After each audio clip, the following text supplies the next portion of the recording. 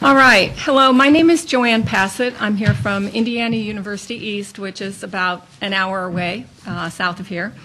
And our session this afternoon is Remote Reception, Reading in Provincial Contexts. And each of our speakers will be telling us a little something about their papers, and I will give brief comments before we open it up to discussion, which I think should be pretty scintillating. Our first speaker today, Lydia Wevers, came a long way to be with us.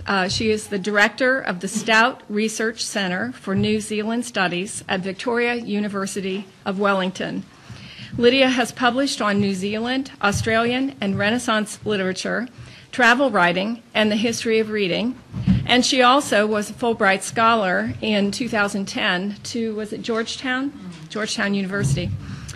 Her most recent book, on which this paper is based, is Reading on the Farm, Victorian Fiction and the Colonial World, published by Victoria University Press in 2010. In it, she attempts to reinsert reading into the social history of a large sheep station in New Zealand in the 1890s. I've enjoyed her paper, Sarah Grand and Rural Readers, and look forward to her comments today. Thank you, Joanne. Well, I was glad to see that this conference has the descriptive tag beyond the Metropolis, because that is indeed where I live.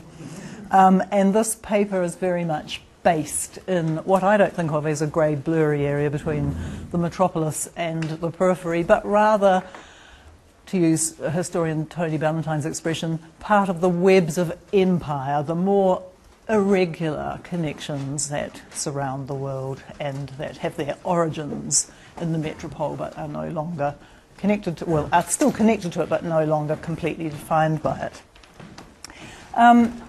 So as Joanne said, this paper is an expansion of something that I write about in this book, Reading on the Farm.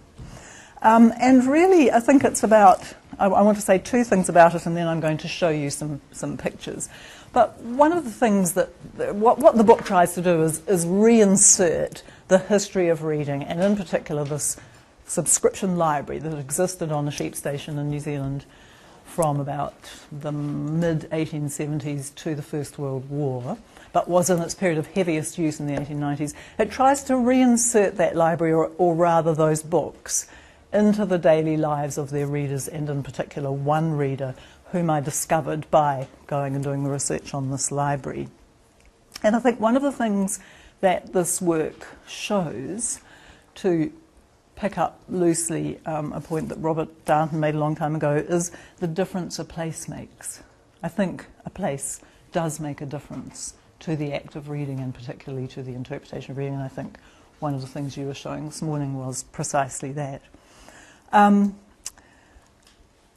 this paper is slightly mistitled, I think, because it says Sarah Grand and Rural Readers. You will know, having read it, that it's really about one reader.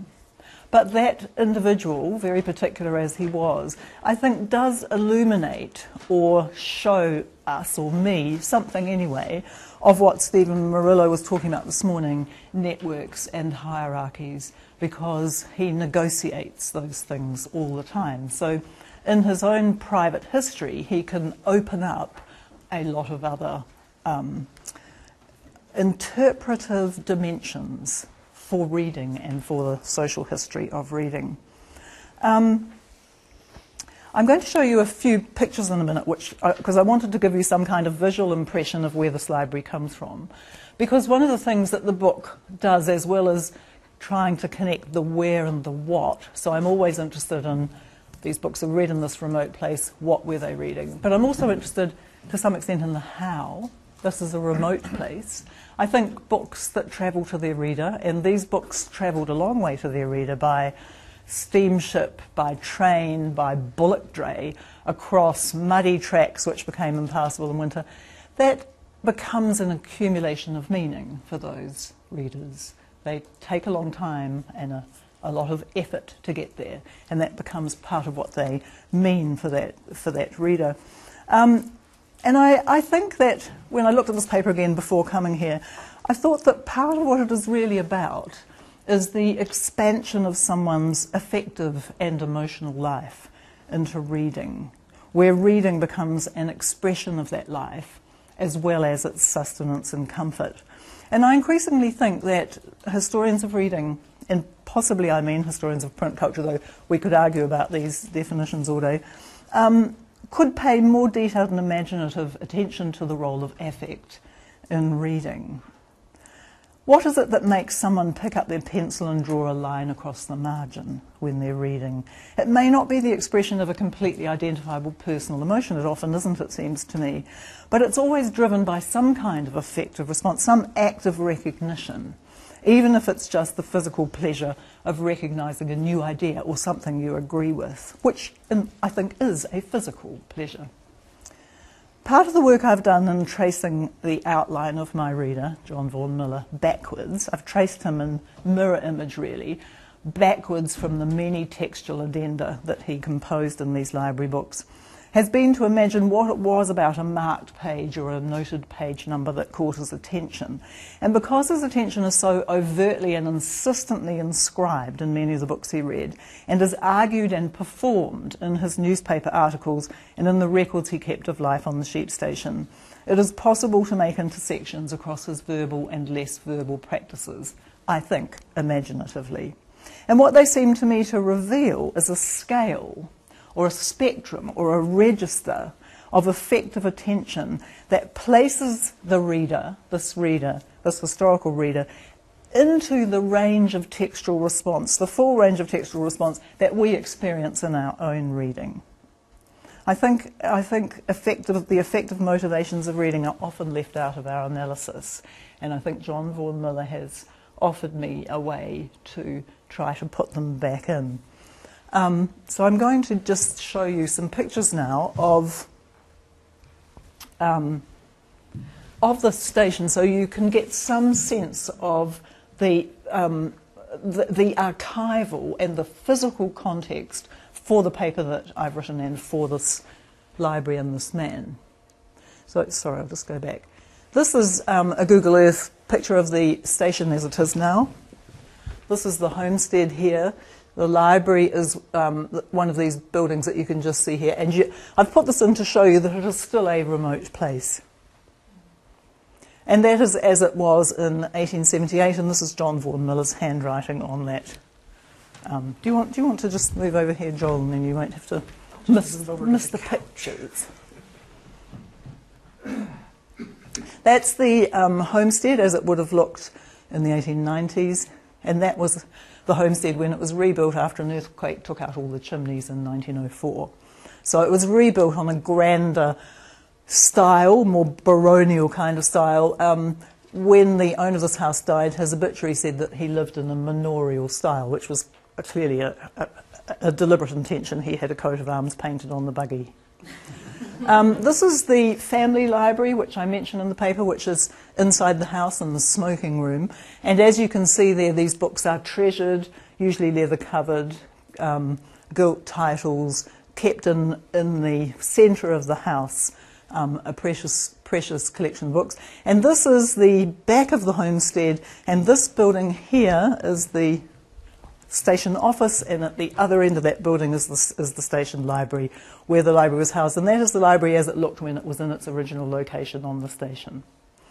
It's in beautiful wooden cases made by joiners on the farm in the 1890s, and it has a uniform set of covers. It's all been covered with something that Miller called linenette, which has faded to a kind of dirty brown. And that's the station office as it is today, which is pretty much as it would have been in the 1890s. So the part of how I found John Vaughan Miller was to go from his textual addenda in the station, in the station library, to the station records, where I discovered these extremely full station diaries, which were part of the public record of the farm, in his hand. So I'm just giving you a picture of that, because it shows you how it is that I was able to put reading back into this extraordinarily busy, eventful record that he kept. This is where he wrote some comments about books he read, but you could also see numerous intersections between what he was recording about the life of the station and his reading. And there he is in the station office, a photograph taken by the daughter of the station owner probably in about 1903. That's the Brantsworth catalogue of books with editions in his hand. It was printed in 1895, and as new books were acquired, he would add in the handwritten title. And you could buy a copy of this catalogue if you worked on the station and you were a member of the library, you were a subscriber, or there were copies in the house and on the library table.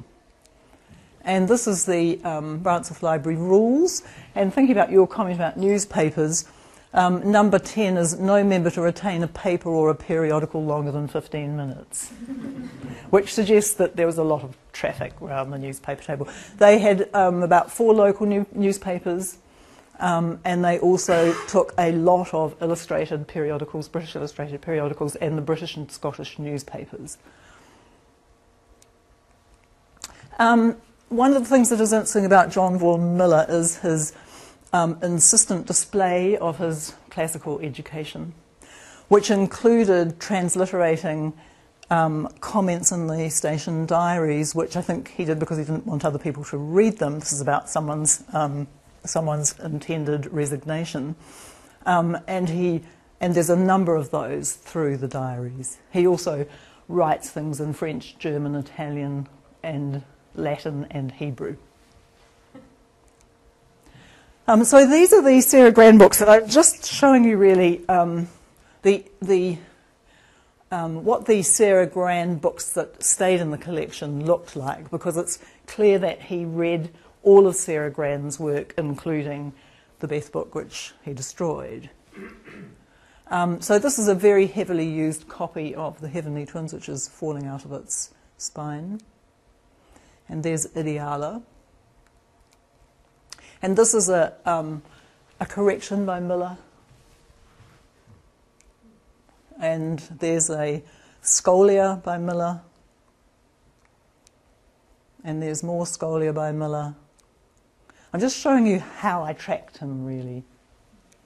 And there he is again. So you can see this insistent, obsessive, really,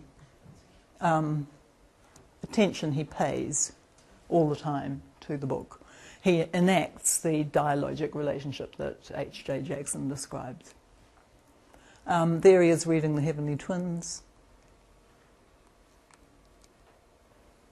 And that's actually someone else's there. And here is one of these marginal lines that occur through these books, which I'm just going to talk about for a minute before I stop. One of the things that I took a while to notice in the Brantsworth Library is these discrete numberings which happen on the back fly leaves in Miller's handwriting. And if you look at the page that's indicated, they're often like that. You can't tell what it was that he might have been referring to. Or another one is 202, and again you can't tell, although this is quite suggestive about his own work situation, this little couplet. But sometimes he does, that's not one there, he does do this. He puts a little dot next to the, well, I'm assuming that this is him. I have to say this is speculative, but I find it hard to believe it's not him. Because when you read these paragraphs that he seems to have marked in these texts, it is possible to see a biographical reflection in them. So this is a man who had to leave his wife and very far away with all the children in a situation of shameful delinquency, really. And he's commenting on a passage that seems to suggest precisely that. Again, here, it might even have been supposed from his conversation that he scorned rich people for being rich. He wrote an article in another newspaper which attacked his employer for his airs and graces that he had from owning a considerable quantity of land and being a wealthy landowner in New Zealand, which he said was only due to the, lucky historical fact that he had arrived before everybody else.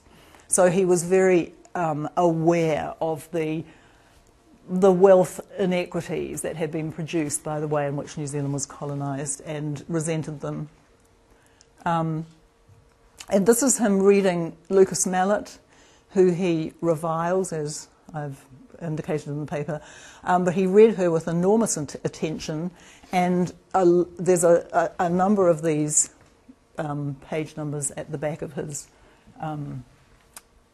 back of the copies of Lucas Mallet, and I've quoted some of these in the paper, but these, it seems to me, more personal perhaps, reminders to himself about his own life and about his own situation.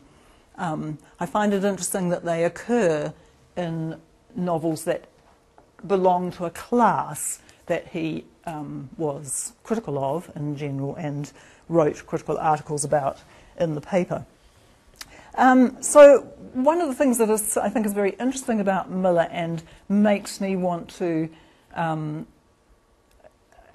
draw some conclusions which are speculative conclusions, but I think are still worth making, about his emotional footprint or his kind of emotional archaeology as a reader, which you can see through the various levels of his interaction with the library and with print culture more generally, is that he has so many different versions of himself in the world of print that he displays and inhabits with great confidence and with great variation. So when he's writing newspaper articles, he is very much, in Casanova's sense, a member of the World Republic of Letters. He's stating his claim to that world. But when he's doing this kind of thing, you see something that is much more hidden, much more smoky and opaque. But if you put these novels back into the biographical detail which he reveals about himself and about his life on the station, then you can see the connections, I think, that are offered in them. So that's all I'm going to say about the paper, which speaks for itself, I think.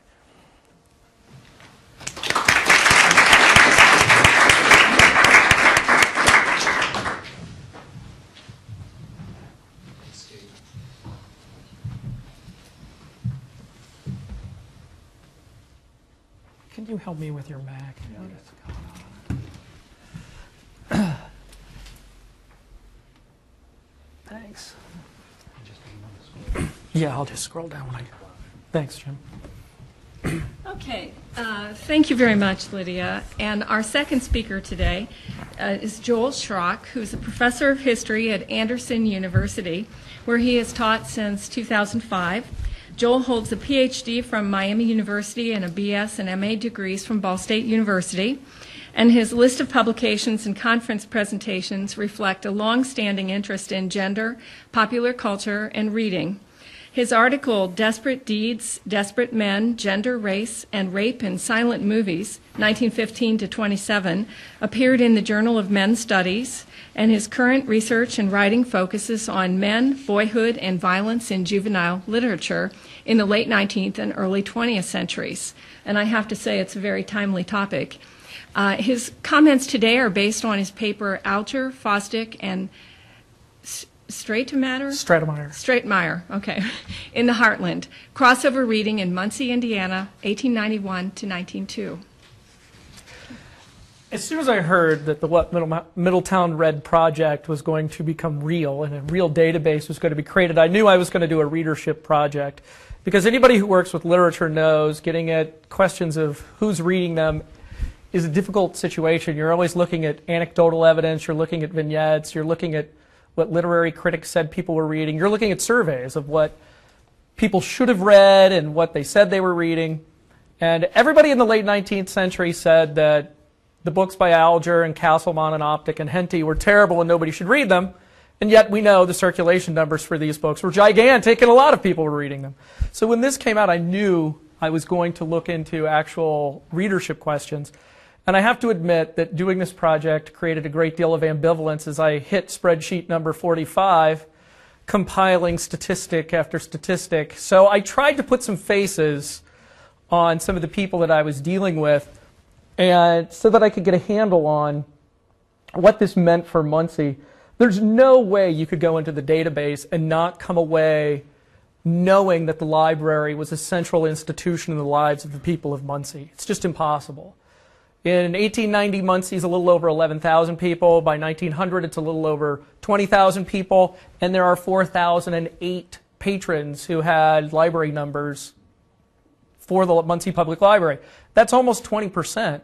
And we know that there were hundreds of people who were allowed to check out books under other people's numbers. It happens all the time.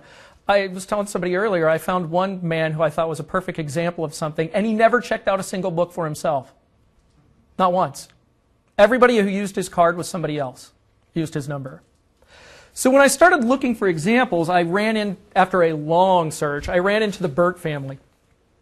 Carrie Burt and her three sons, Frank, George, and Robert Burt. Carrie joined the library in 1875 as a single woman. A year later, she was married to Theophilus Burt, who was somewhat prominent in the city. He was on the Board of Commissioners. They had three sons very quickly, within 7 years, and then he tragically dies in the late 1880s. But what you find when you look at the Burt family is a perfect example of how central the library was to the lives of the people of Muncie. And it's amazing when you look at these three young boys and their mother, their visits to the library are not haphazard. They are not episodic. You can tell they are planned by Carrie Burt, and they come to the library frequently. All three boys are almost never together. It's usually Carrie and one of, or two or three of the boys, and they're coming frequently. 2 times a week, 3 times a week, once a week, 3 times a week, once a week. Their lives are planned around using the library. And it can't be just purely didactic. This is an institution that provides them with entertainment and leisure and learning in a way that only existed in a world where there was no commercial television or commercial radio. If we look at the Burt family from the years the registers run from the What Middletown Read project, collectively they checked out 678 books, which averaged 7.4 books per month for the entire period. These 4 people. I don't think they're unique. This project, though, wasn't just interested in the role of the library in people's lives in Muncie, although that was a major part of what I was looking at, but also in a particular kind of literature. I was interested in boys literature, and most particularly crossover reading, which is a term that talks about adults reading juvenile novels or juvenile literature, juveniles reading adult literature, boys reading what was supposed to be girls' literature, and vice versa. And in the literature, they often talk about crossover reading. It's something that was very important in the late 19th century, very important in the early 20th century, but dies out very, very quickly by the 19-teens for a lot of really good reasons. And I really wanted to check and see, specifically, was crossover reading a phenomenon that was actually going on? I felt like it was probably overstated, and that I would find that crossover reading was actually lower than what many people had stated it was. I discovered that I was completely wrong. And the Burt family was another inroad into that world. And they allowed me to go in to see specifically who was reading what kind of book, and to put a human face on all of the ridiculous statistics that I was compiling. And what I found was that neither age nor sex kept Muncie Public Library patrons from reading books geared specifically toward a single group. Crossover reading did occur consistently among all the groups, and the What Middletown Read database really conclusively proves clearly that girls and adults were in fact a consistent and important part of boys' juvenile readership throughout the period for almost every author. And the Burt brothers are a great example. From the minute they get their cards, they jump into boys' adventure literature. Horatio Alger, Oliver Optic, Edward Ellis, Castleman, Henty. These were all common favorites. They provided almost endless adventure for the Burt brothers. Ironically, it's just this type of literature that was almost universally loathed by librarian organizations in the late 19th and early 20th century. But clearly, this was the kind of literature preferred by the Burt brothers when they were younger. That changes as they grow older into their 20s. But when they were young, they clearly gravitated toward these types of books. Most surprisingly, when you started to look at the data in the What Middletown Read Project, is the central role that boys' literature played in the habits of everybody in Muncie. I was shocked. I have to say, I was stunned. But the reality is, the three most circulated authors in the entire library were, in order, Horatio Alger, Oliver Optic, and Harry Castleman. I use Oliver Optic and Castleman. Those are their pseudonyms. Their real names were William Adams and Charles Fosdick, but I just use the pseudonyms because that's the way they're listed in the What Middletown Read database. They are the top three. The three most prominent boys' authors of the late 19th century are the three most read authors in the entire library. 5 other boys' writers are in the top 20. Edward Ellis, number 5, Henty, 11, Charles King, 12, Kirk Monroe, 16, John Trowbridge, 19. He was one of the famous editors of Our Young Folks. I don't know if you're familiar with that magazine. But Horatio Alger was the king, undisputed king of the Muncie Public Library.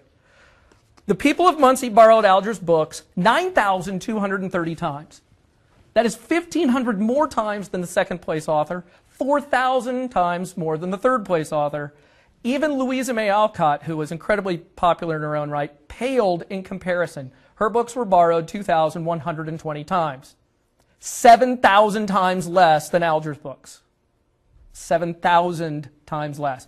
By themselves, the 8 boys' writers who were in the top 20 for circulation figures accounted by themselves for 17.6% of the entire circulation of the library.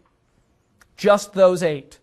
If you start to factor in other popular boys' writers who are in the library who were very popular in circulation, people like Ballantyne, Edward Stratemeyer, Frank Stockton, James Otis, Everett Thompson, William Drysdale.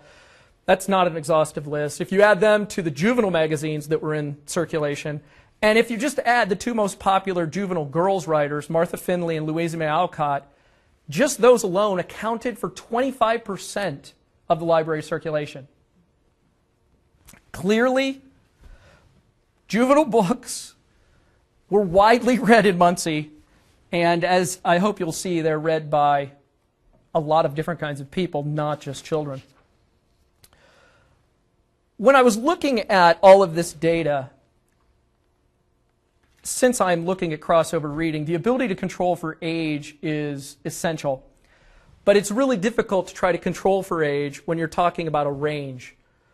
Because I'm looking at readers from 1891 to 1902, and they age as this goes on. So I had to come up with some way to try to figure out how to account for this when I was looking at the data.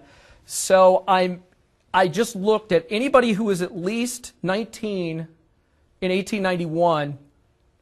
They would be 31 in 1902. So I used 1872 as a baseline. So I started to look at people born before 1872 and people born 1872 and after to look at their reading habits.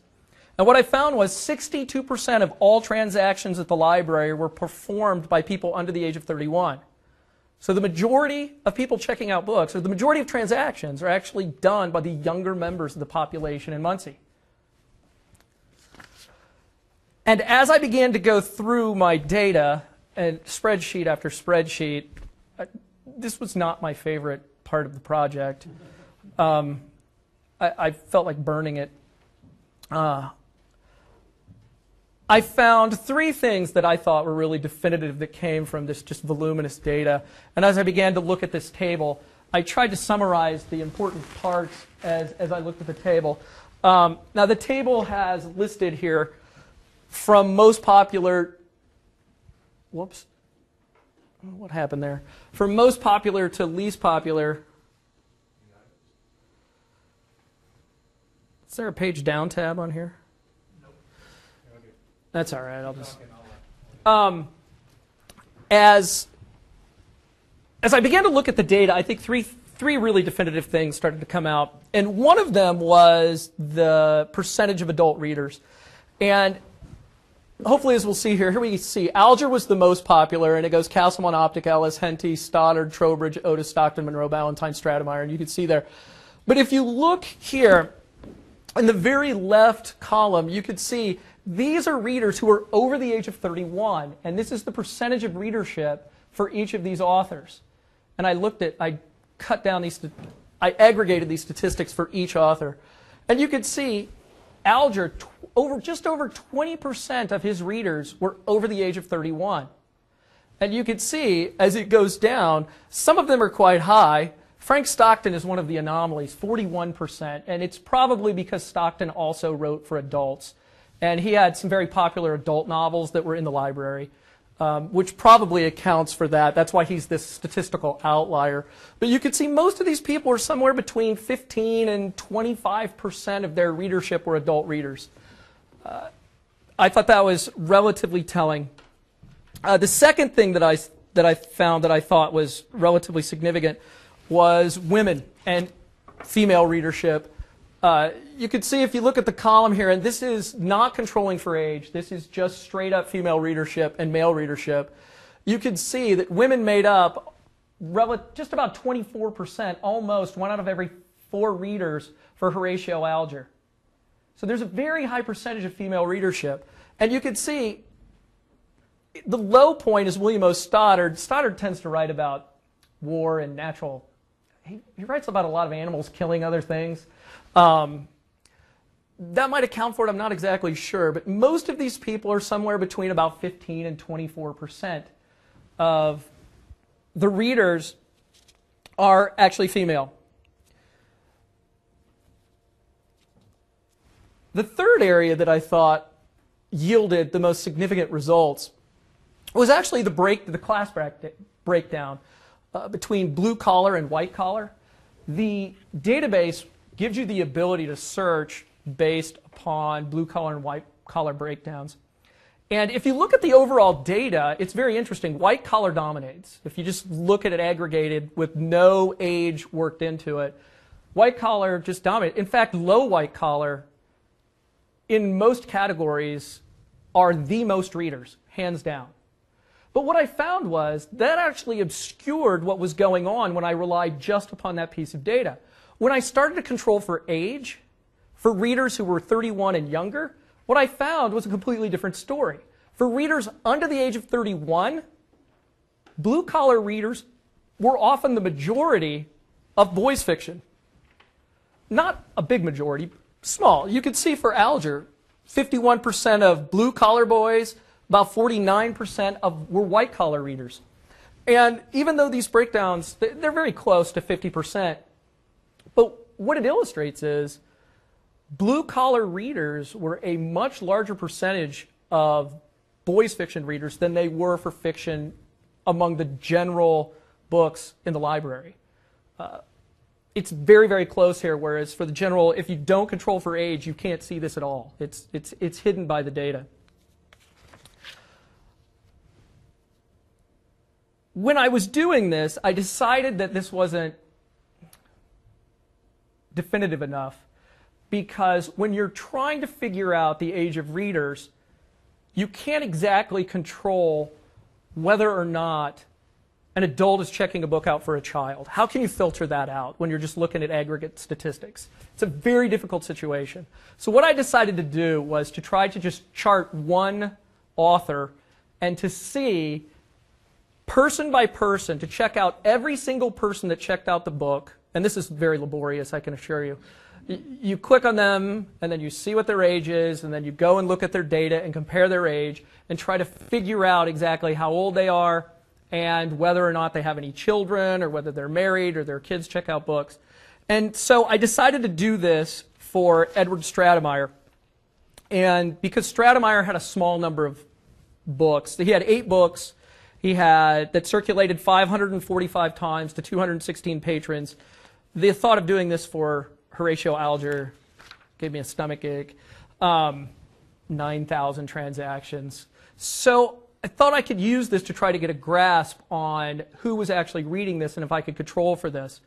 Of the 216 patrons who checked out Stratemeyer books, 47% were between the ages of 10 and 19. That's actually lower than I thought it would be. There was an average age of 14.5 years old. But I found, using a very conservative process, that there were 28 adults over the age of 20 with no apparent children who checked out Stratemeyer books. I went in and checked, and it's not that easy to find people to figure out who has children in the database, but I checked all of them as best as I could, and I threw out anybody that I thought might have been checking out a book for a child. If there was even a hint of it, they're gone. So there were 28 that had no apparent children, no connection to children who checked out books. Including the adults in the calculations, produced an average Stratemeyer reader age of about 17. And I think given the conservative way that I calculated this, the average age of the Stratemeyer readership was in all likelihood probably much higher than that. In the paper I give a relatively long, somewhat uninteresting discussion about how crossover and why crossover readership declines finally in the 1920s. And I use Stratemeyer as an example, which is why I picked Stratemeyer here. But clearly, Stratemeyer, the age of Stratemeyer readers from all available evidence goes down dramatically by the 1920s and by the 1930s from what it had been in 1900. And I think it's just a good illustration that crossover readership, in fact, did exist, and that it does really decline markedly and very, very quickly by the 19-teens. It can't be a question of quality. The Stratemeyer books are of no better or worse quality than what Henty was writing in the 1880s. So I think clearly the question is of readership and who's actually reading these stories.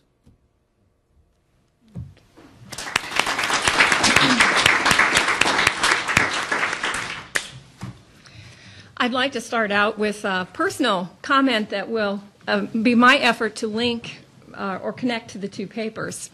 And it's when I was growing up on a sheep farm. I grew up on a sheep farm, and if we were lucky, we went to town once a week.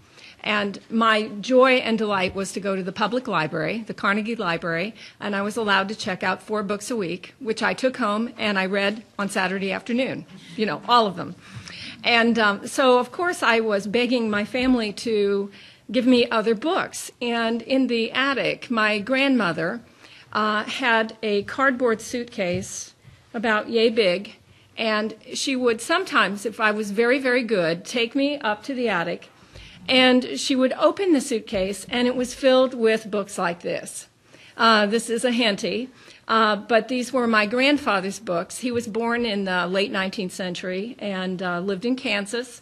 And they had moved to Ohio, so they had saved them. They had kept them, and I was allowed to take them and read them very carefully. And then they went back and got locked up again.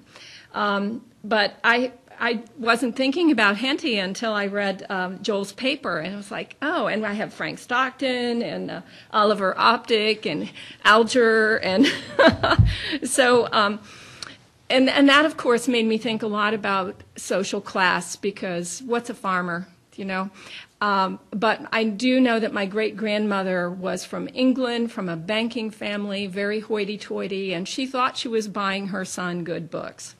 So, anyway, Lydia Wevers has painted a vivid portrait of John Vaughan Miller's life on a New Zealand sheep station and of the anxiety he had about his standing in the midst of late 19th century shifts in socioeconomic status and gender relations. I honed in more on the gender relations because of my background as a women and gender historian. As station clerk and secretary of the library committee, he uses his knowledge of Latin, Greek, and the classics to assert his literary authority and establish his cultural capital. Miller, like many American librarians of the late 19th and early 20th centuries, as we've discussed, was fighting a losing battle when it came to stemming the public's seemingly insatiable desire for fiction of this quality. Until reading Lydia's paper, I had not encountered Sarah Grand's work, which is reminiscent of the rhetoric of late 19th century free lovers, who condemned loveless and oppressive marriage even as they tackled such topics as the sexual double standard. I imagine that Miller might also have destroyed Grant Allen's The Woman Who Did, or other books. No, he kept that one. But I would expect him to. And it's a bit like it. I'm sure. It's a bit surprising that he tolerated the presence of Grant's The Heavenly Twins. When I looked more into the plot of that, I thought that it was, so the content had so much of the new woman, and then that led me to looking at New Zealand's relatively progressive legislation granting universal suffrage, married women's property rights, and access to divorce. So one can see why books of this nature would be unsettling to someone who is trying to preserve standards. Through his use of marginalia, John Vaughan Miller has left clues to how he made sense of both text and the larger societal context in which he lived.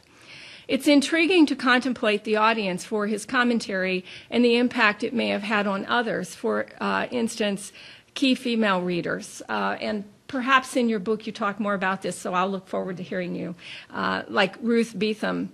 I also thought it would be fascinating if we could compare marginalia that would have been written by someone like Ruth Beetham, if such a thing existed, or other female readers. And I cannot help but ask if his marginal comments resulted from multiple readings of the same text, or if they were spontaneous commentary that sprung from his pencil as he encountered it for the first time. And I know that might be difficult to know. I also was curious if he read these New Women novels in the order that they were published, and if there was any possibility that his outlook would have evolved over time as he was exposed to more and more of this type of literature. No matter what the answers may be to these questions, it's clear that his relationship to text and his interaction through marginalia reaffirmed his social identity as he prepared for life in the 20th century. Joel Shrock's exploration of juvenile fiction is filtered through the lens of Carrie Burt and her three sons, Frank, George, and Robert.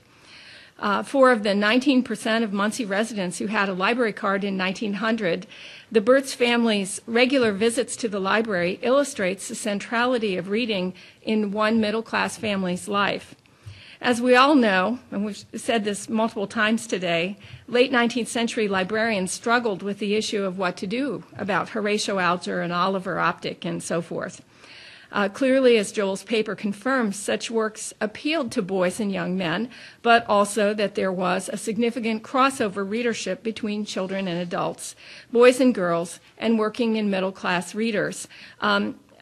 I would be interested, I'm not familiar with how the classes were defined, so maybe someone here today can comment on that, in the definition of working class and white collar. And I also was curious if information about race was available or if this library was segregated. I wasn't clear about that. As often is the case in studies of readership, one wishes for information that may not be available. For instance, did the people who checked out the books actually read them? And if so, what did they think of them? How did library users learn about these books? And was it through happenstance, word of mouth?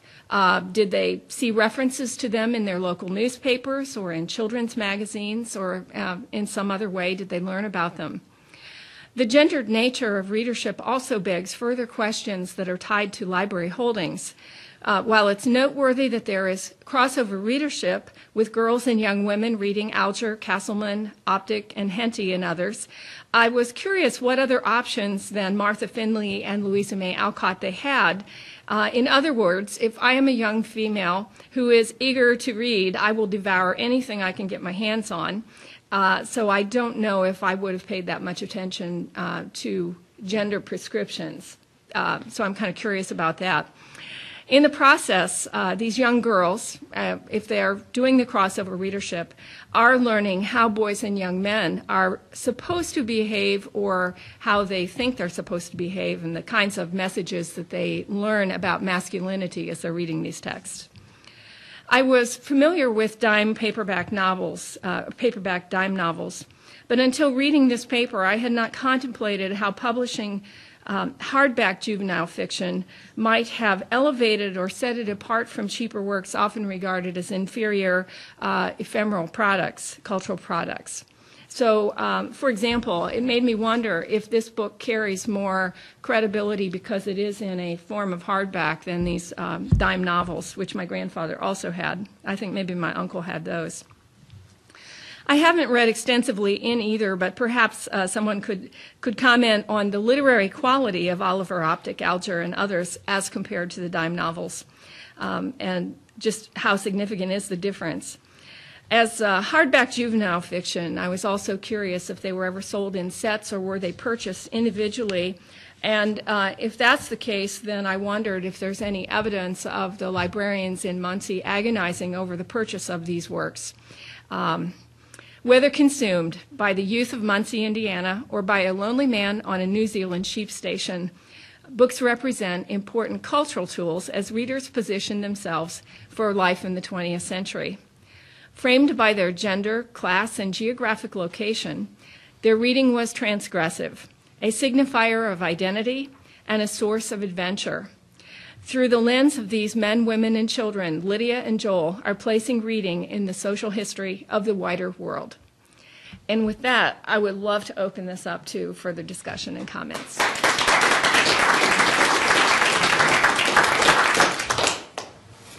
So would either of you like to comment? Well, just comment on female readers. Ruth Beetham was is a presence in the book in the books in the marginalia. In fact, one of her comments was a piece of marginalia that I skidded over because I realised I was taking a bit long.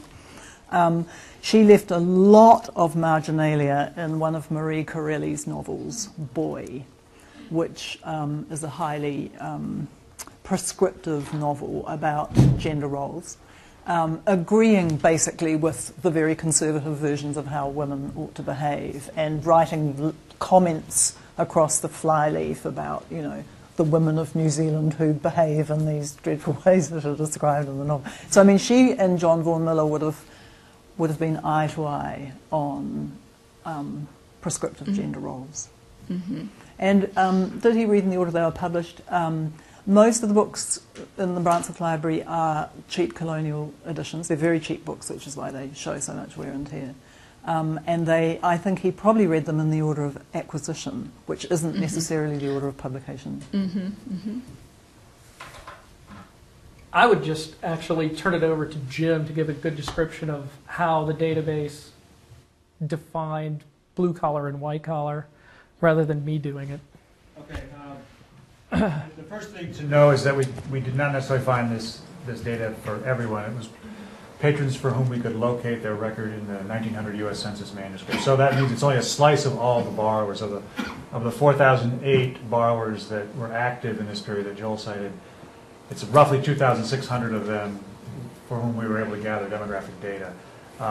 For them, we could either capture their occupation, which is listed in the census, or we could capture, if it was a child or other member of the family that wasn't working, we would capture the occupation of the head of the household. And that's a listing in the census. One person is designated the head of the household. From there, we had this list of occupations. There is a sort of a long and sort of standard way of classifying these occupations as either blue collar or white collar, and then within blue collar to divide them up into skilled, semi-skilled, unskilled, and then high and low white collar that you heard Joel refer to. So, I mean, the first thing I would say is these are not class. And it's very easy to slip into describing this as working class and middle class, and that's not quite the case. And particularly, I think, in this period, the boundaries are very, very blurry. So it's important to use this as, and describe it as occupational categories rather than specifically referring to class, which is a lot more complicated. And the understanding is there's a hierarchy, of course, white collar and blue collar and so forth. So there's some implications of that. The system we followed is one that was established, and what's the name of the... Albert Edwards. Albert Edwards. Albert Edwards, who worked for the U.S. Census Bureau and was a sociologist back in the early 20th century. And he created this classification system, and we drew on that. It's been updated by other scholars. And part of the reason we drew on that is because it corresponds to a lot of other demographic work that's been done, historical demographic work that's been done. So we can at least compare this data to the data that Edwards created. The data, for instance, Stephen Thernstrom in his work on social mobility uses these categories as well. So when we hear white collar, blue collar, that's how we got there. You mentioned race. The library is not officially segregated, although it's a very minimal number of African Americans actually use the library, and that's a reflection of the social atmosphere of the time. Mm-hmm. So. And whenever you do a search, your overall numbers go down. Whenever you add a new category in the search, because of incomplete demographic data, your overall number of patrons declines, so that's an ever-shifting number whenever you... Yeah, your N in all of these is right. separate. Yeah. Absolutely. Can I just ask you, Joel, what would the relationship of the high numbers reading Henty be to literacy rates? Because certainly in the Brownsworth Library, there is they don't have Alger. They do have Henty, and they tend to have the British versions of it, like right. Captain Mayne Reid and so forth. Sure. And Mayne Reid was here too. Yeah, and they're very heavily used. I don't have the lending register anymore, so I can't see who borrowed it, but you can see from the wear and tear on them that they've been around the block. And it seems that one of the motivations for setting up the library was to improve literacy rates. And I think that reading that kind of novel with, reasonably straightforward narrative and not a very complex vocabulary would right. probably be a natural choice for someone whose literacy was not high. Absolutely. An adult man. Absolutely. Or a woman. And that's what it shows. That's what the Burt brothers show. It's not just about literacy. It's about literary complexity. The more complex readers people become, the more they begin to leave these books behind. There's some good examples of some work of some blue-collar readers I found where all he read were boy juveniles, his entire record, from the age of 37 to 49. That's all he checked out. But if you look at the Burt brothers, the older they get, these fall off very quickly. Yeah. Which is another reason why I think the average reader age for these kinds of books falls over the course of the 20th century is universal school attendance becomes much more common after the 1920s, and you have so many more people that are more literate and have... It's the democratization of more nuanced reading ability. That age range for these kinds of books falls. Well, John Vaughan Miller once printed a letter in the paper by a farmhand as an example of the appalling illiteracy of the New Zealand right. working class. Joan? Well, I think, either just a comment or a question that you can't answer, Joel. I actually read an Alger novel last week in connection with one of my courses. Next week we're reading Middletown, by the way. So I'm right in the middle of this. But you used at one point the phrase reading for adventure, or you made the assumption that these readers read for adventure. And yet there is, of course, this moralistic, prescriptive dimension in Alger. I don't know the other works. It ebbs and flows. And even though the librarians are skittish about what they must see as a simple reading for adventure, I don't know that we can assume that that's why these books were checked out. They could have been checked out by parents who wanted to transmit these moral precepts, for example. That's just one thought that I have. And it would be great if you knew how the books were actually read, but you can't. Right. Yeah, exactly. Yeah. That's a difficult question to get at. Okay. There are some sources where you can try to get at that, and other sources. St. Nicholas Magazine is a way that I'm trying to get around that, because you have a lot of young people writing into the magazine and writing stories to the magazine in the St. Nicholas League. It gives you a snapshot of how young people were ingesting the magazine and then repackaging it in their own vision. But with Alger, it's much more difficult. Optic and Alger have a very strong sort of didactic moral flavor to them. Henty, Ballantyne, they don't. And that fades a little bit. I mean, Stratemeyer takes this middle-class morality, throws in some rip-roaring adventure, because he had been a dime novel writer before, and he actually wrote a few Alger novels as well, as Alger when Alger lay dying, for Alger. Right, I know that. Yeah, and so he throws this heady brew and mixes it up and comes out with something new that is in like a gray area. It's not Robert Louis Stevenson and Kipling, which were very well respected, but it's not a dime novel. If I could just quickly follow up with one other thought that I had about the decline of the crossover reading. Certainly the professionalization of children's literature and the institutional ramifications of that, and publishers, publishing houses and libraries and so forth has to be part of that story. Yeah, absolutely, and that's sort of something I just skipped as I gave my end of my spiel there, but absolutely that's part of it. Okay. And just the specialization of publishing that comes along in the 1920s is a huge part of the story. But part of it, too, is that adult literature in the 20s is far different than it had been in the 1890s. The themes that you see in adult literature, I mean, it changes over the course of the teens into the 20s.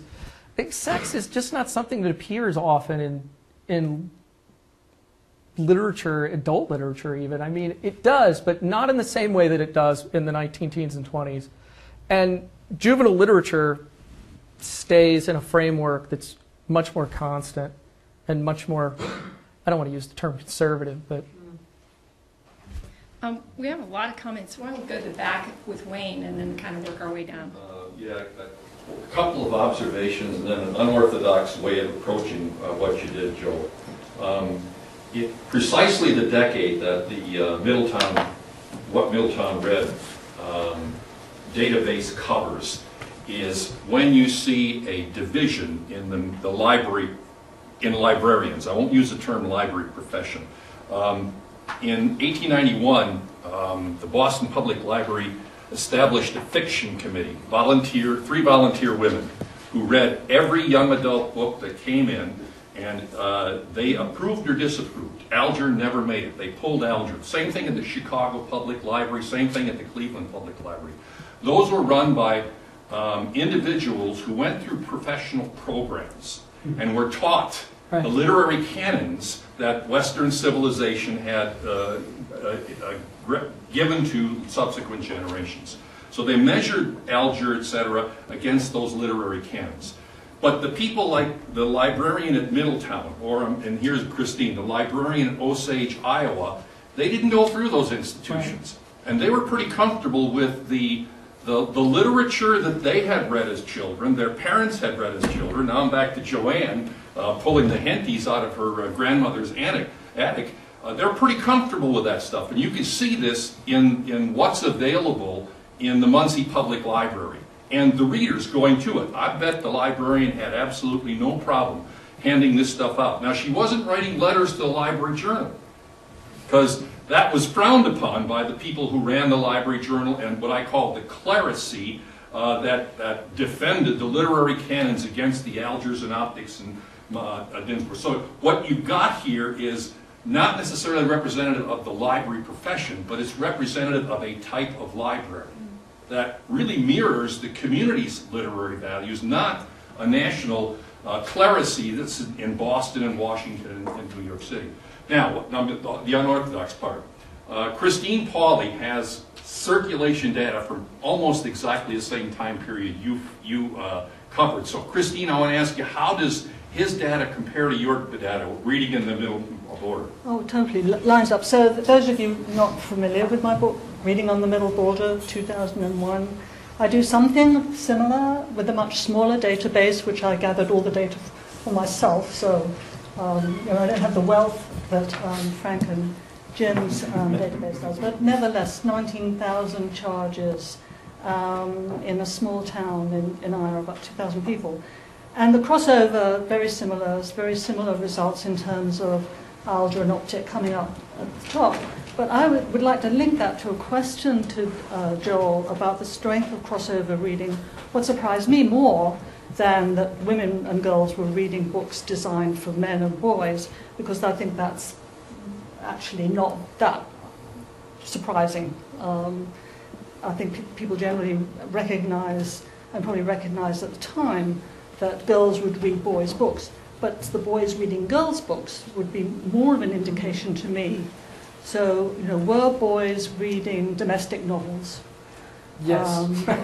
So, if you can gather that data or display that data, that Yeah. would be more convincing. It's, yes.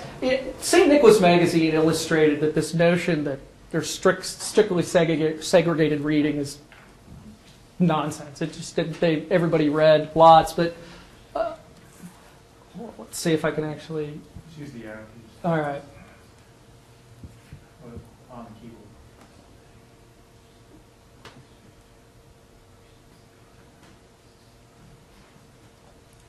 Your arrow keys are not working. You got it. Page down.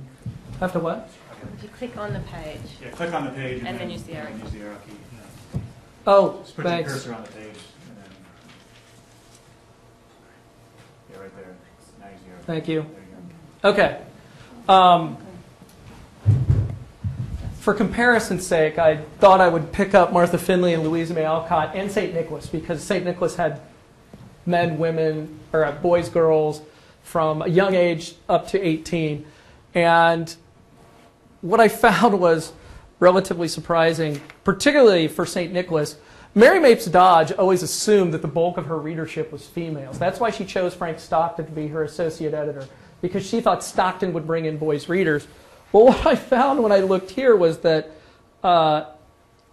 women made up 35%, just over 35.5% of the readership, and men made up 65.5% of the readership. That percentage actually blew me away. I was really, really surprised by that. I don't know how to account for that. That went against everything Dodge said in every letter that she ever wrote. I don't know. I don't know if this is an anomaly by the way in which the magazine circulated. I'm not sure.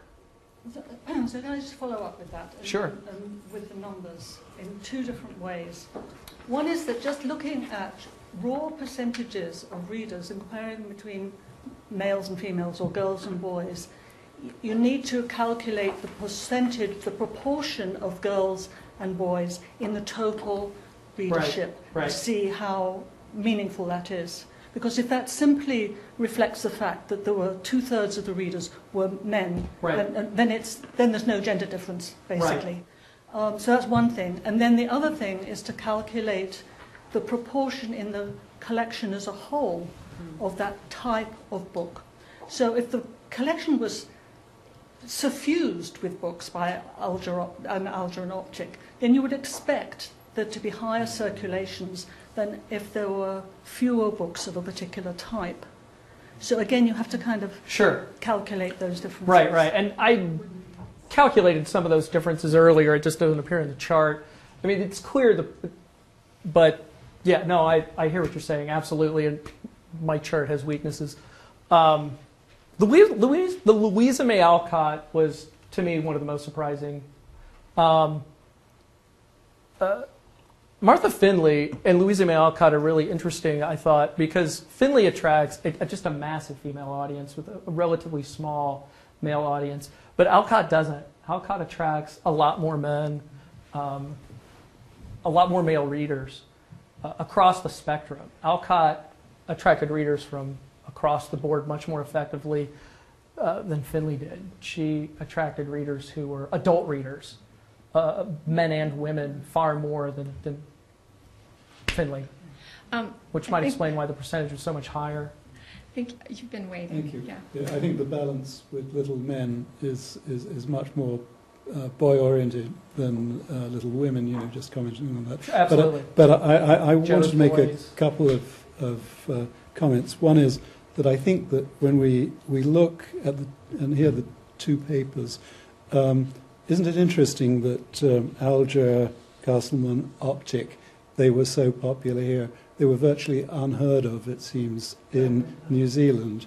And I would have thought, the same, I haven't done the statistics, but I would imagine the same is true.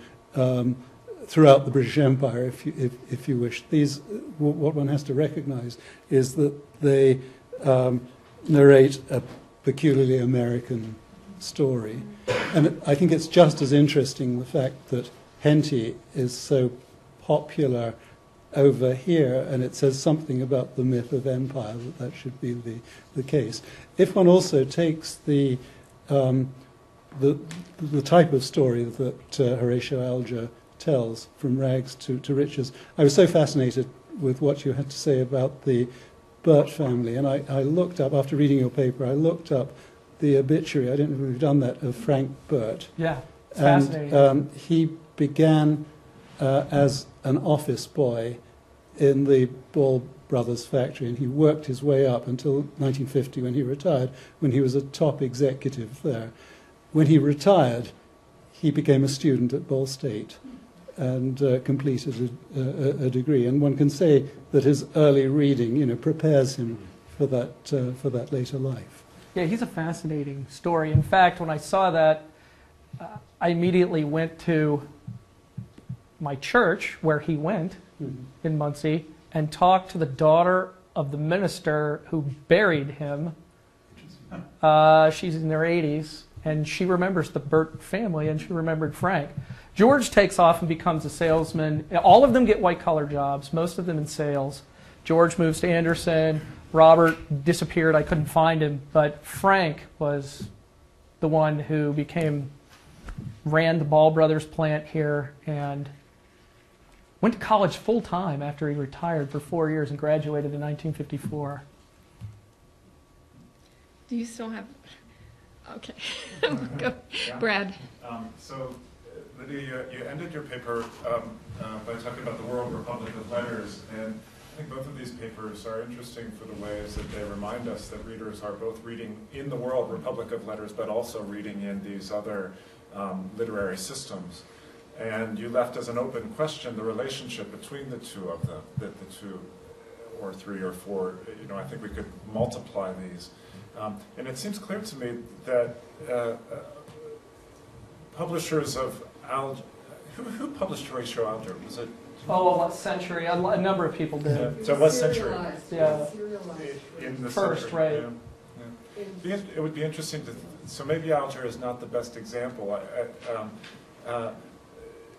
It would seem to me that these systems often work on parallels without too much interaction. And I'm just wondering if you could think systematically a little bit about the possible relations between different literary systems.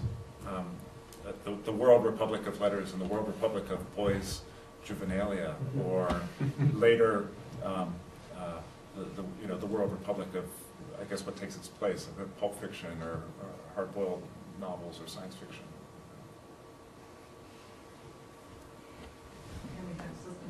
I mean, probably not on the spot.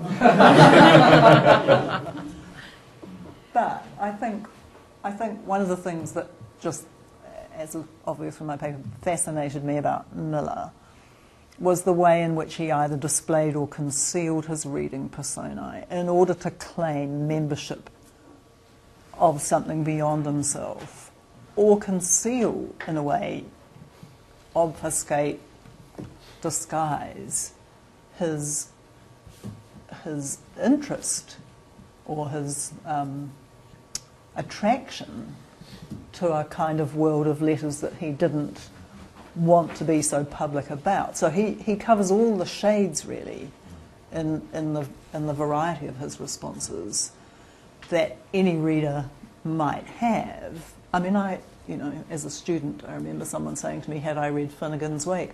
I knew it was a book I probably should have read, so, oh yes, I said. This person looked astonished and said to me, how long did it take you? And I thought, well, it probably would take me quite a long time, or why would he ask? I mean, I just found myself involved in this expanding lie, which made me think about the behaviour of readers and what motivated me and someone like John Miller to behave in that way, And I think that's what's so interesting about him, is that he shows the ways in which you want to claim something about how you stand in relation to the World Republic of Letters, and the bits of it you might want to exclude from public view, even though actually that's where you're participating at an even more intense level. And I'd love him not to be the only example, but so far he's my best example of that kind of wonderful shifting interaction. I'm going to go to this side of the table for... Piggybacking on that and on Brett's question, in addition to having sort of non-intersecting planes of literary public spheres or something like that, it seems to me we also have sort of local circuits of value, as opposed to sort of like, totalizing systems of value.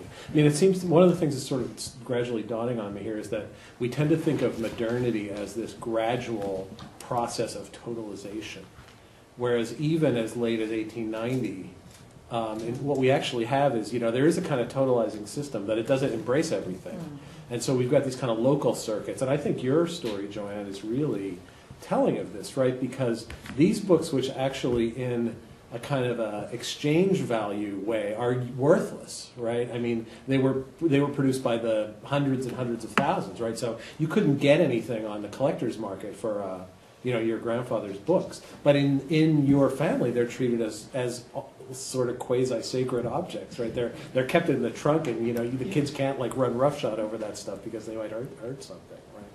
So that's what I mean. I'm obviously hung up on value, but I mean it seems like these kind of local non-intersecting planes also have sort of non-intersecting systems of value that sort of coexist with them. And I think that's why if you can recover some social history around the reader and his practices, then actually that starts to show you systems of value and where they differ and where their edges. Because that's why I chose the Sarah Grand example. That's where his edge is. Julia? Two things. Firstly, we can find out about the readership of these boys' novels in Australia in the database. I quickly looked it up just then. And no for Optic, no for Alger, yes for Stockton, and yes for, I can't remember the other one, I just read it, Stratemeyer, yes. So some of them were, some of them weren't. Yes, for Stratemeyer. I think so. I'll double check for you. Stockton was in Brunswick. Yes. About circulation. Yes, I'm sure it's about circulation and different periods. It is, and they're different over time. These aren't the same products. But my question's for Lydia. I'm just thinking about, am I right in saying that the new women novels in Brandsbeth were heavily read but widely disagreed with? Yes. So that tells us something interesting Yes, about our assumption about the relationship between popularity and taste. Yes, it does. So when we're looking at these kinds of records, we say, well, something's very popular. A lot of people must have liked it. But your example seems to suggest that something could be popular because lots of people didn't like it. Lots of people disagreed with It's hard to say whether they were popular because they liked it or didn't like it. But I do know that the roadman, i.e. the guy who made the roads, made a fuss because he had requested that the library order Murray Corelli's The Master Christian. Right. And he knew it had been ordered, and it was taking too long, where was it? And it had gone into the homestead first, so it was being circulated around the members of the family before it got to the other members of the library. And I find that quite fascinating, that the roadman should be so keen to read Murray Corelli that he was making a fuss in the office about where was the book. Yes, yeah, absolutely. Thank you. Okay, we'll go that way. Yeah. Great, thanks very much. Thank you. So this is a bit of a kind of technical question, but I think it does address some of the broader issues we're talking about. One of the things that struck me in the work I did looking at libraries was how often borrowers didn't seem to get the book they wanted. And I mean, clearly when you're dealing with kind of categories of fiction, it's probably, that kind of evens out a little bit because borrowers didn't get the book they wanted, may well have got another book in the same kind of category. But I just wondered whether the data enables us to get some sense of the kind of density of circulation of these works, and on that basis get some sense of whether some of the more popular authors would have been much more frequently issued had there actually been kind of capacity to issue them much more frequently. And if there was a sense in this period that popular books were chased by many more readers than were actually able to take them out, then that raises then a question about the way in which the librarians and the people who are issuing books have a role in directing readers to alternatives. And the way in which that kind of process may well have, perhaps skewed the balance between the more moralistic adventure stories as opposed to perhaps the more risque or less moralistic adventure stories. So I don't know whether the data gives us an opportunity to get some sense of that kind of level of how much of the time did these books spend out of the library? That is a great question. I don't know if I can answer that question. Can you answer that question?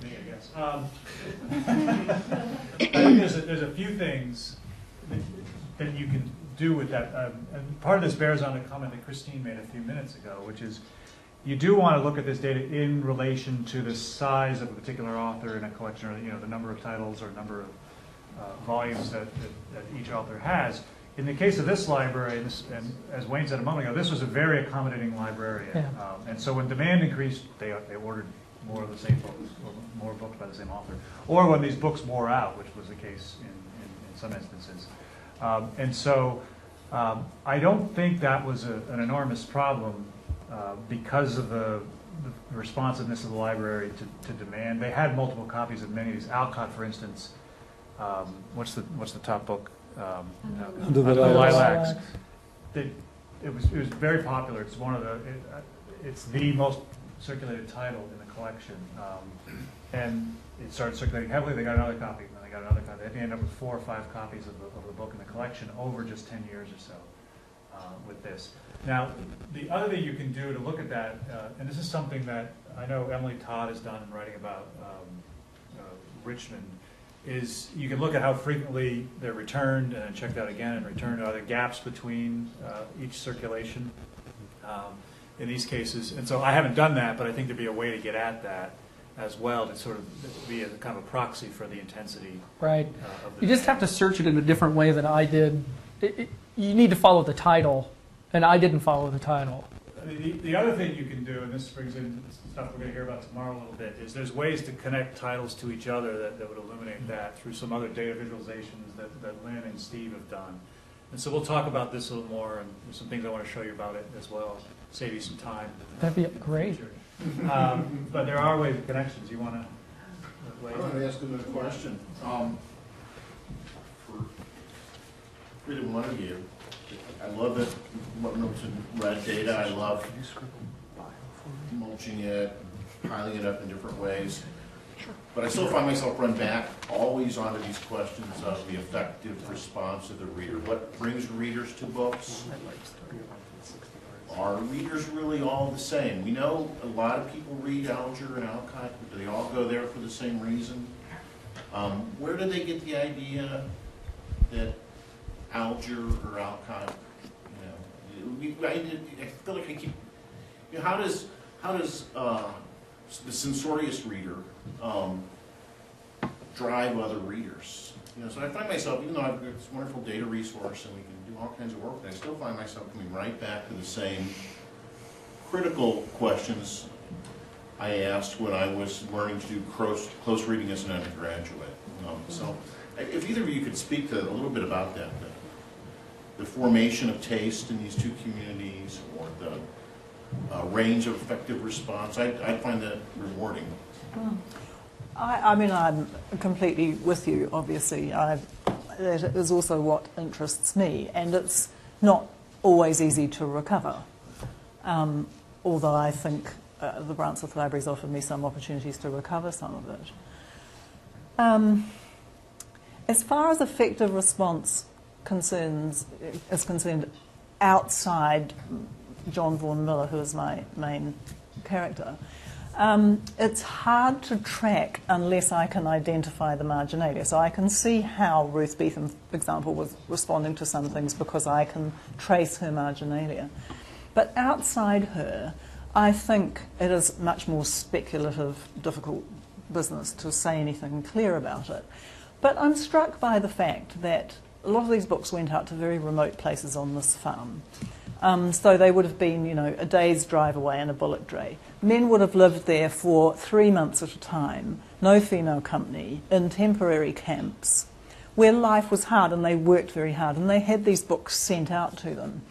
And I can track a few of these books have marginalia in them that identifies the place in which they were read. So I can see that there was a novel about Cardinal Richelieu read in a temporary camp on a sharing site 11.5 kilometres away from the homestead, so not possible to visit it, where the person has made a list on the front flyleaf of their week's activities, saying that they're at this place. But then inside it, he, and it would have been a he, has also made reference to some of the characters in the novel. So I know that he read some of it. Now, I infer from that an affective response, and I can't prove it. I can't prove what this response might be, but there's clearly some element of not, wanting to, at least in your head, be out of the place you're in. But the other thing is that the novel is about a man who is a famous duelist who falls out of favour and is exiled, and then, by reforming himself, is repatriated. Now, I think about these men and who they were. This was a time of depression. They were single men. Lots and lots of them were estranged from their families in a variety of ways. They're certainly living in quite exiguous social circumstances. And I can see why a novel about someone who, falls out of the world and then manages to recover himself might be an appealing thing to think about. Why did these men read romances, which they read, domestic romances, by the mile they read them? Why did they read them? Well, that is the patently missing part of their lives. So, I think you can't say for sure, but I think you can make, some good imaginative contextual readings about why someone might be reading what they're reading in a place like that. A question for Lydia, and this might be in the paper. I tried to skim through it quickly, but could you actually talk about the actual destruction of the book that's at the center of your story, and what do we know? Was it a public act? Do we know that he actually did he have a big book burning? What he actually did to it. Okay. And I wish I did. He just says in the diary that he destroyed the Beth book. Which, of course, and I'd never heard of the Beth book till I read this in the diary, and of course then I just went straight to the Gutenberg project, downloaded the Beth book, started to read, because I thought, what could make somebody like him, whose life really is redeemed by being a reader, all kinds of things about his life are given extra sharpness, but also some degree of sustenance by being a reader. What would make someone like him do that? And when you read the Beth book and realise how extremely controversial it was at the time, you can see why he would do it. I found it shocking, actually, and, I'm talking in 2013. I found it quite a shocking novel to read. It's boring as well. But it is also quite shocking. I don't know, have other people here read it? Yeah. No? Yeah. Did you find shocking and boring? Yeah. There's a lot of 1890s realism. Yeah, there is. Is well described in those terms. Does he say in the newspaper article that he destroyed the book as well? Is there a public-private sort of thing there? Is the destruction of the book for himself? No, he doesn't. That's a very interesting point. He doesn't say in the newspaper article that he destroyed it. Mm-hmm. But then you would argue the station record is a public record, and it's it was a public record, and I find it extraordinary that this library, in effect, belonged to the station owners, although it was a subscription library. Here he is, getting out his red pen and writing in red ink in it, in these books which are actually the property of his employer. Mm-hmm. There's something very, very deliberate that he's doing to draw attention to himself, and usually when he's writing in red ink, it's because he's glossing a bit of Greek in Greek, so he's saying something to them. I know more than you do, but the destruction of that book, I think he must have. He had established a committee of good taste, which vetted the books, and clearly what they were vetting were New Women novels, because it's around the time that the New Women novels start to come in that they established this committee, and I imagine that he did explain that he destroyed it. He also suppressed another one, a novel by Lucas Smello, whose work he loved and although he didn't talk about it in any public way, he's all through it with marginalia. So, you know, there's so many contradictions going on in his reading there. I'd love to know what he did to it. I've often thought about that question. You've been so patient, yes. Well, one of the things I've been really fascinated by that both of these papers do, I think, a wonderful job of showing how readers are responding to what is coming down the pipe. You know, what's new right now. But history of reading will a lot of times also bring out what is left over from earlier times or what's crossing over from other places that we might not anticipate. I'm thinking a bit about Lynn's paper, actually, and how many German novels are being read in Muncie, for instance. But I'm wondering, especially thinking of these boys' books fading, what is the process of aging here? Because I'm also thinking of books that have, maybe to back up for just a minute, I'm starting to wonder, is crossover reading the thing that keeps these things from aging? Thinking about, say, Cooper, who is a prestige author until he becomes a boys' exact same books, but now they're boys' books. Same thing happens to Richard Henry Dana. Same thing happens, say, to Pope's Iliad. Is crossover reading part of the secret of it? So I guess the really big question about what's going on with time and space here, but then is crossover reading the thing that helps keep time and space at bay?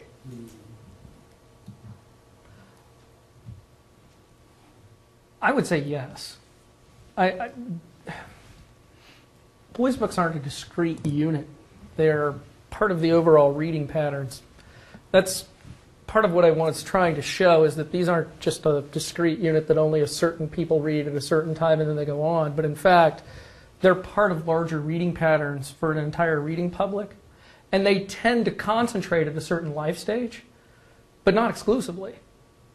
And that they weave in and out of the reading patterns of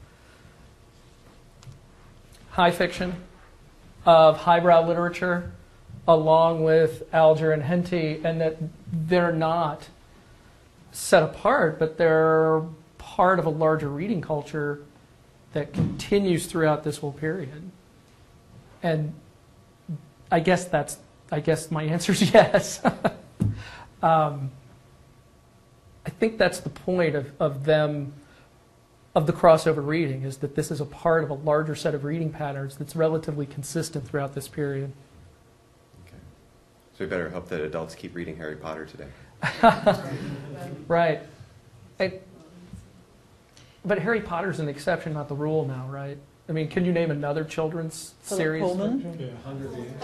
Hunger Games. His Dark Materials. Right. The Twilight novel. Right. If you don't have children or go to the movies, go to the library. How many can you name that haven't been made into a feature film? Walk into the library sometime and look at all of the series that are there for young people. Look in the young people section and you'll find things that you've probably never seen before unless you have a 13-year-old or a 10-year-old, which I have 3. There's scores and scores and hundreds and hundreds. I don't know. I'm a crossover reader. I still read children's books. You know, especially if I'm getting a cold. Okay. Jim, are we at? We have time for another question. One more? Okay. One more and then All right. Well, that's a hard one. Wayne had his hand. I want to ask a question of Frank and Jim, which relate to the papers several people are presenting the presentations. Librarians have been engaged in a guerrilla warfare against readers for a century and a half. And if you carve out the 1890s, that's just when libraries were beginning to open stacks. There was a phrase that they used: behind the rail, in front of the rail. Behind the rail was closed stacks. Now, some libraries pulled their fiction from behind the rail and put it in a public area to save money. That way, the library attendants didn't get running back and forth, because that counted for 75% of the circulation. Some libraries pulled what was Dewey classified as nonfiction and put it in a public. And kept the fiction behind the rail in order to increase circulation of the nonfiction stuff, which was valued more highly by the culture around them. Then there were some libraries that had the two-book rule. You could take out a book of fiction, but you also had to take out a book of nonfiction. Where did Muncie fit in this? Were they completely open stacks? Everybody could go into the stacks and get whatever they wanted? It was, thank you for asking that, Wayne. No, it was an open library in this way, and pretty well everything was available from day one. But I think it's also interesting to see what books were not ordered. Walt Whitman is nowhere to be found. Oscar Wilde is nowhere to be found. I hoped that I might find a copy of Madame Bovary. No. Anna Karenina, another example. No. They did have a copy of Tess of the D'Urbervilles, which was donated by one of the library board. And there were other early novels by Hardy, which were there in the library. And they were quite frequently borrowed. So I thought, everybody's going to be reading Tess of the D'Urbervilles. And I looked, zero. And my sense, I can only speculate on this, my sense is that that was a book that was placed in a cupboard so that people would not be able to borrow it. Yeah, they call that the Inferno, by the way. That was the common term. Yes. Don't they, right at the end of our period, they add a restriction that limits the number of fiction texts you can take out, but just at the very end of that's right, yes. I mean, in answer, to your second question, that you could, for most of the history of the Muncie Public Library during the period that we had, they could only borrow one book at a time. The new librarian, she was the very first professional librarian, she became the librarian of the new Carnegie Library, she introduced a new rule almost immediately, that you could borrow 2 books at a time, but only one of those could be a work of fiction. Christine has just a quick follow-up. Just a quick follow-up question. So at what age could you were you permitted to acquire a library card? In your own name, around the age of 10. 10, okay. Yeah. Although we have one patron who was born in 1896. Yes. And library card, so there were exceptions. Few exceptions, but in general I would say 10. Stratemeyer is a good example of what you're talking about with the war the librarians waged. First half of the 20th century, never supposed to be present. But what you find is that after World War II, increasingly Stratemeyer appeared, like the Hardy Boys and Nancy Drew begin to appear on the shelves as librarians become more and more desperate to convince children to read.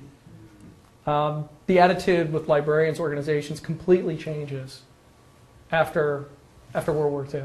And suddenly those are acceptable books again. And we all grew up with the Hardy Boys and Nancy Drew in every public library in America. Well, thank you all for a great discussion, and please join me in thanking our speakers.